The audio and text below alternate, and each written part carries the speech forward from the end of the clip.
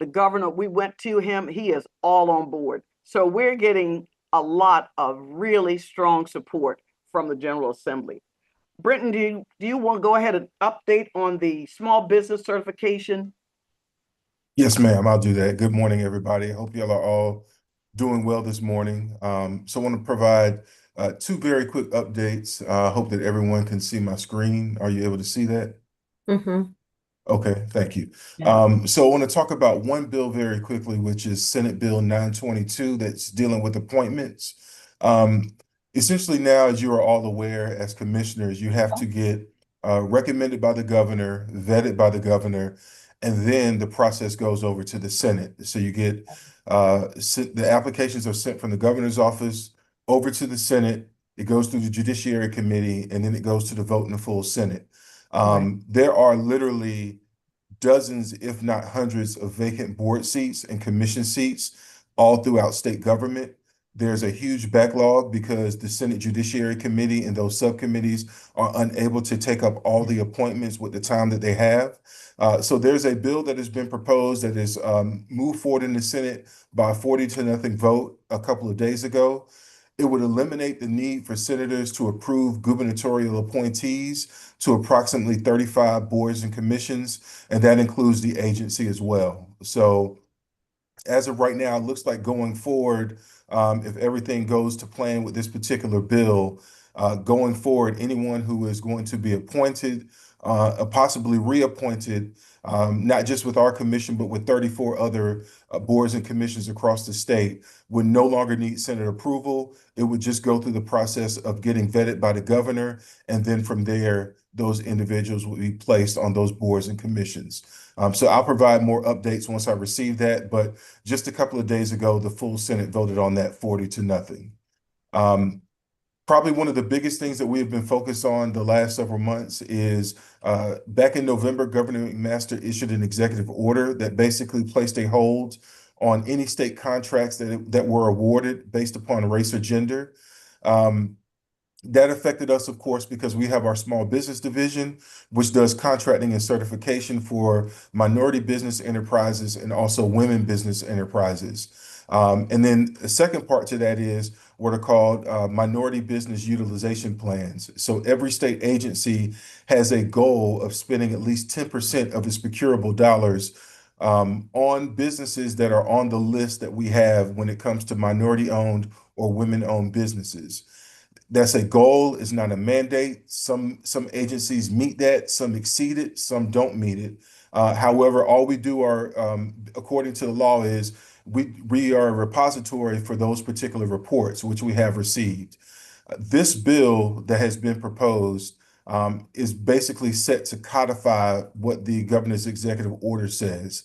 And so overall, it says it will prohibit public entities from considering race or gender and awarding contracts based upon race or gender. What we have done is we have developed a three-tiered certification system. It's race and gender neutral. Basically, it focuses on business revenues, and we mirrored some of the same language from existing state law. That bill came up for a debate last week in front of the House, in front of a Senate Finance Subcommittee.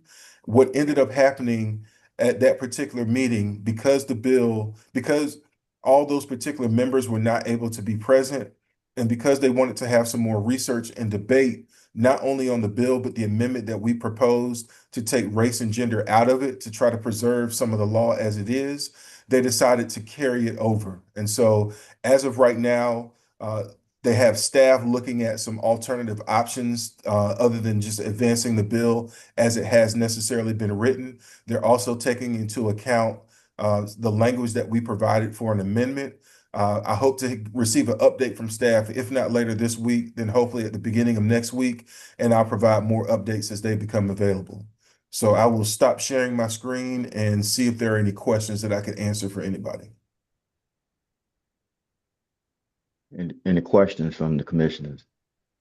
Mr. Brown, I have just one. Yes, sir. If race and gender are not included, what is included? Yes, sir. So it takes race and gender out, of course, but what we're looking at is just a three-tiered system. And so essentially what that would mean is, let's take a tier one business. A tier one business might be a business that has annual revenues of $1 million or less, and let's say hypothetically 20 employees or less. A tier two business hypothetically would have a revenues of $1 million to $10 million annually, and employee count of 20 to 50. A tier three would be your much larger businesses, your major corporations. So businesses with employee count of 50 or more and annual revenues in excess of $10 million. What we would like to see would be for those tier three institutions, the ones that are typically avail themselves of state contracts, even though some of the smaller tiers do as well. If they get, let's just say you have a general contractor who is building an apartment complex.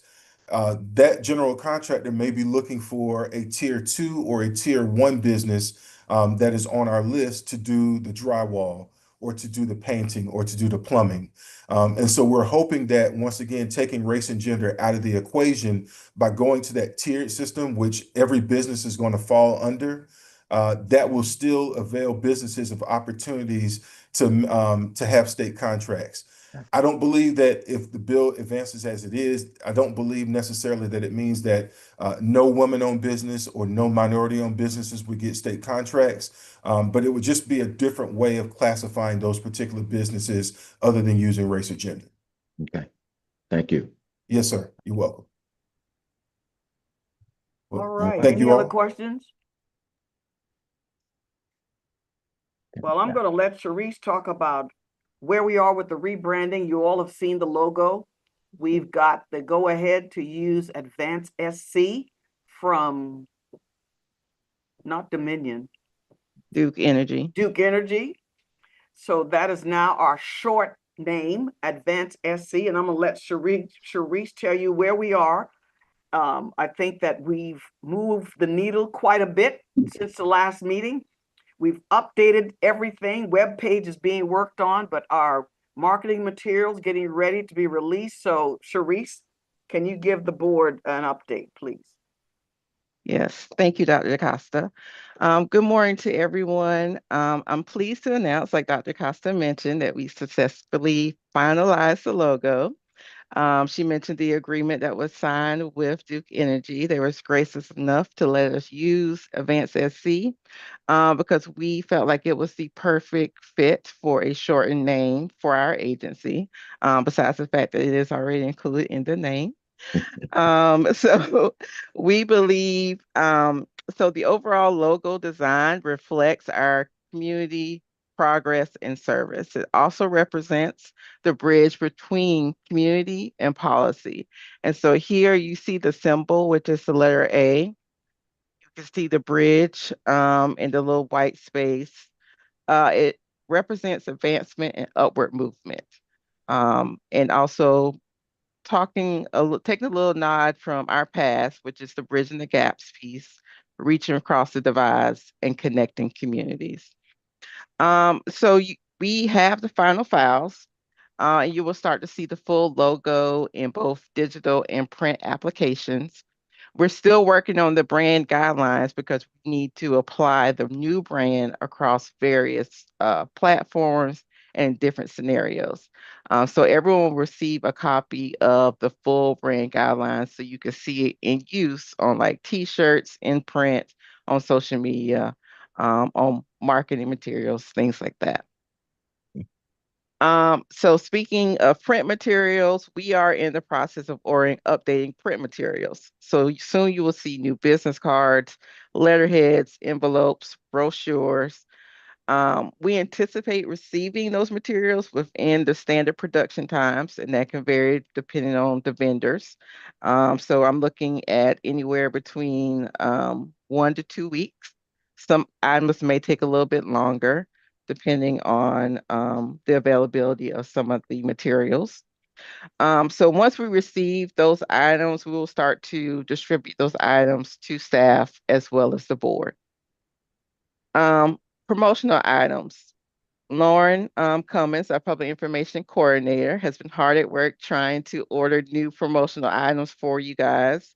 And that will include new pens, new notepads, hand wipes, cooling towels, things like that. We have some items in now, but we will distribute them to everyone, particularly staff, in the next week or so. So we got you guys. Those are coming. And then commissioners, be on the lookout for a mailer from us. We will mail items to you guys. Okay. Um, But if you and live in Columbia, you could really come by the office and just true. pick them up. Yes, and then you can see our new sign outside on our door and in the hallway. So yes, It's come very visit us. clever and professional. And I don't know if you guys can see on the screen, that's the new brochure cover here. Okay. Very nice. And just one more thing, Dr. Costa did mention the website. We are in the process of developing a new website. And the anticipated completion date is October 1st. Fingers crossed that we can get that done just a little bit sooner.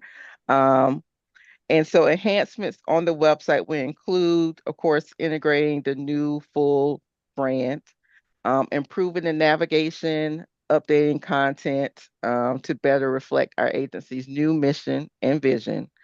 And so we will be giving you guys update that as we go along in that project phase. Again, hopefully we can get that done before October 1st, but definitely not later than October 1st. Yeah. So our next steps would be completing all orders for promotional items and print items, getting those items mailed out to you.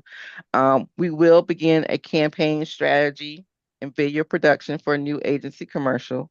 It is our goal to have that done before the summertime, so before June or the end of June.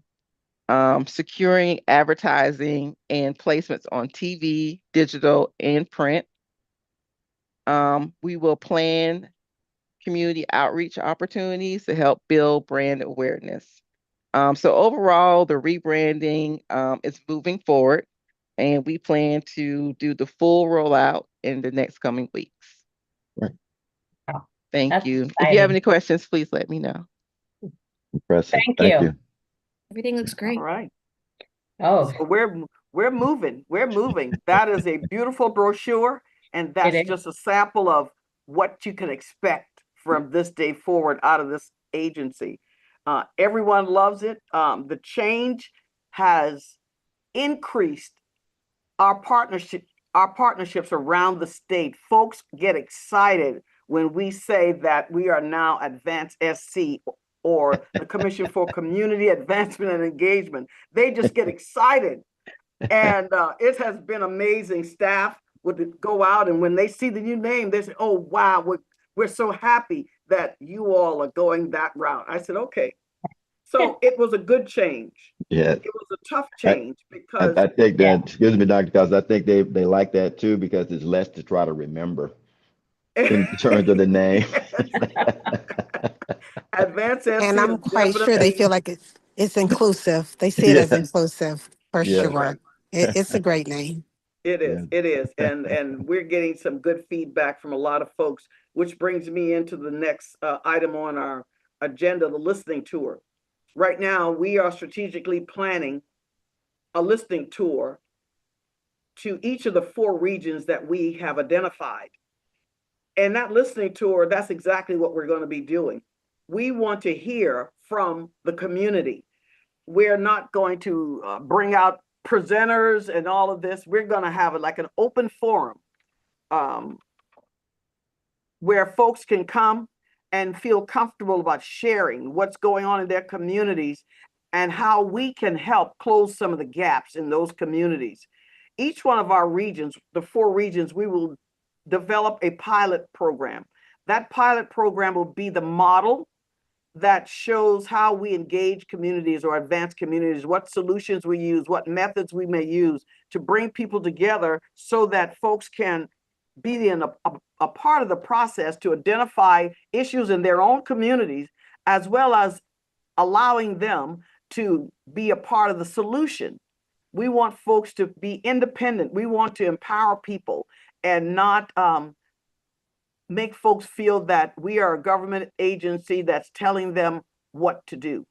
I think folks are really tired of that, and they want to be a part of what's going on around them. And the best way to do it is to go to their communities, hear what they have to say, and build our strategies around what their interests are.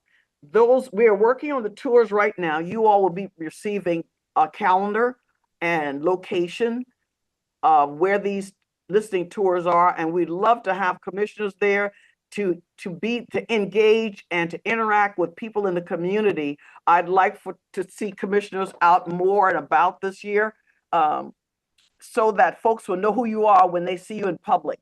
They'll know that you're a part of Advance SC. You're a commissioner with Advance SC. So therefore, be on the lookout for the calendar. And if you can make it, we would surely appreciate you coming out, joining us on these listening tours. We're probably going to kick off the first one, I think, in April. Is it April or May, Sharice? We're aiming for the end of April. The end of April, early into May. May. Mhm. Okay. So we're going to have 2 for the first tour, and we'll move into another month to have the other 2, so that we're not traveling back to back, because staff will be out of the office on site. I will need all hands on deck. We may have someone here answering the phones, but for the most part, I need staff out in the field when we're having these listening tours, taking notes, meeting people, finding out who the community leaders are, other than political folks. We need to see who are the influencers in the communities, because those will be key people in helping us to come up with the strategic plan that we need to address the concerns in their area. So we'll be sending those out as soon as we confirm a lot of the location and time, and we will let you know, so that you will definitely be a part of the listening tours.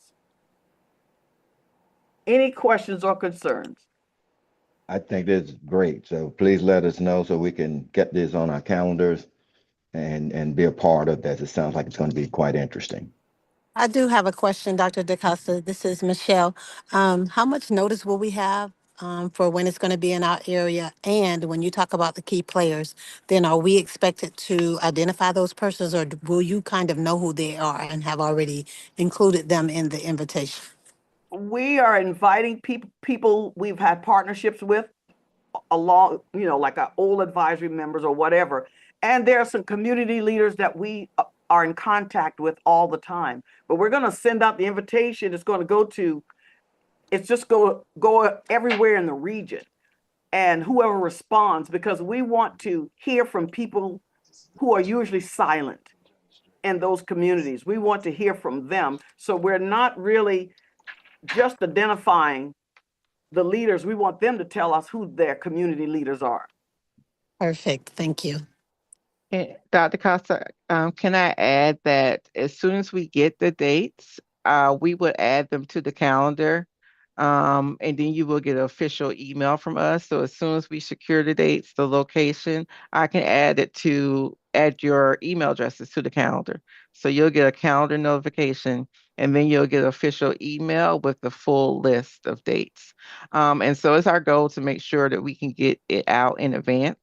At least 2 weeks, or more in advance, so you guys are able to attend. No phone calls, Ms. Bell? Yes, Commissioner Barbara, I can give you a call. I can call any of our commissioners. Yes, she does. Thank you. Thank you. Thank you. All right. Okay. Very All good. right. Anything else? All right. I was ribbing Ms. Bell a little bit because she will track me down if I don't She get will. back to her She in will. time. She has learned to track you down.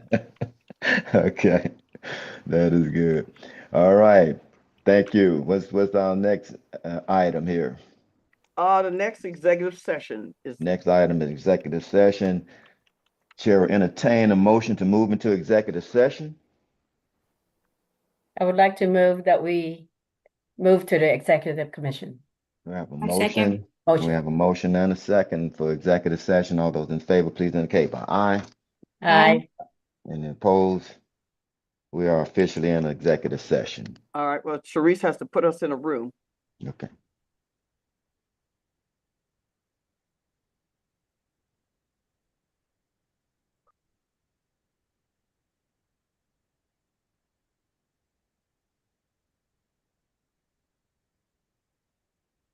We there yet? You're on mute, Sharice. Hold on 1 second, because we still have some staff on, so I have to assign you to a room.